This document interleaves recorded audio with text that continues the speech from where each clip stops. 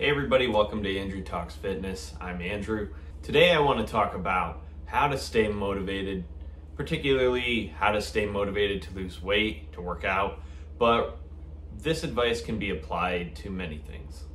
So the first thing to note is motivation in itself is very short-lived, it's very short-term. It is not something I would rely on to achieve an objective or to achieve an outcome that is pretty long-term. For example, a weight loss goal, a lifestyle change, something like a diet, right?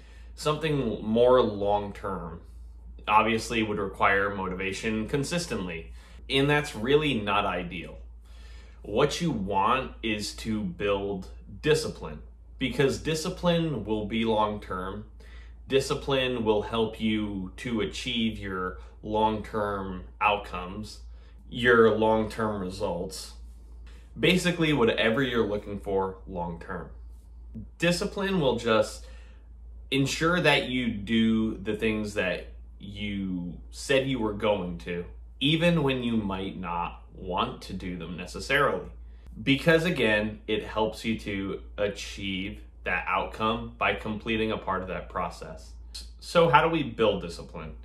More often than not, you'll have that thought in your head whenever you do something that you don't particularly want to do, but maybe you know you should, or maybe you said you would do it. Like maybe you were supposed to go to the gym today, but now it's like after work and you're tired and you're like, you kind of have this thought in your head where it's like, I worked a long day, I'm tired, I know if I go to the gym, I'm not going to have a good workout. And you start convincing yourself, okay, maybe it's okay to take a rest day today, even though you know you should be at the gym. It's like your brain will think of just about any excuse it can muster to get you to avoid doing the work that you should be doing. Right? Because that would be pretty easy to do, to avoid doing that work. It would be easy. It's the easy path. And more often than not, your brain wants you to take that easy path, the path of least resistance, the thing that requires as little effort as possible, because we as humans love that easy path. We don't like to do things, that require us to, output a significant amount of effort. We like things to be easy. And there's nothing inherently wrong with taking that easy path, particularly on occasion. But more often than not, we should strive to take that other path, because that's the thing that we're uncomfortable about, something that we don't want to do.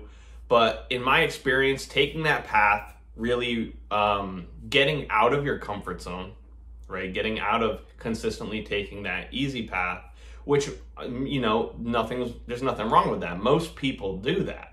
But when you start recognizing that, and then instead of taking that easy path, you then take that other path altogether, that is when you start leaving your comfort zone. And in my opinion, that's when you start really, really growing as well. Not only is that good for like your character, but in my personal experience, when I have done that in just about every facet of my life and have done it consistently enough, it has led to a lot of success. So great. Being able to do that like once is a very, very big step in the right direction. Being able to consistently do it is essentially discipline. And the more times you make that decision to go that route, instead of taking the easy path, the easier it'll become to do it. And then eventually it just becomes kind of instinctive, where you start to recognize what's going on right away and you go the complete opposite direction. And again, that can be applied to needing to work out, right? It's late, you're tired, you're like, your brain is coming up with all those excuses on why you shouldn't be going to the gym tonight. Yet all of a sudden now you're like, okay, yeah, I recognize that. I'm going to go to the gym. And your brain will, it'll just accept it. And the more you do that, the more it accepts it and realize, this is just something I'm doing now. It's really, really powerful, and it makes you feel like you're really, really in control. And the reality is you are in control. You are in control and you can make that decision. And the same can be applied to dieting, right? Say, for example, you know what, I should be eating whatever particular meal I have on like my diet plan right now. But you know what? Oh, there's my brain saying, oh, you know what? Fast food would be a lot easier. I could get takeout and then I wouldn't have to cook or whatever. Again, going through a myriad of excuses as to why you shouldn't stick to your plan.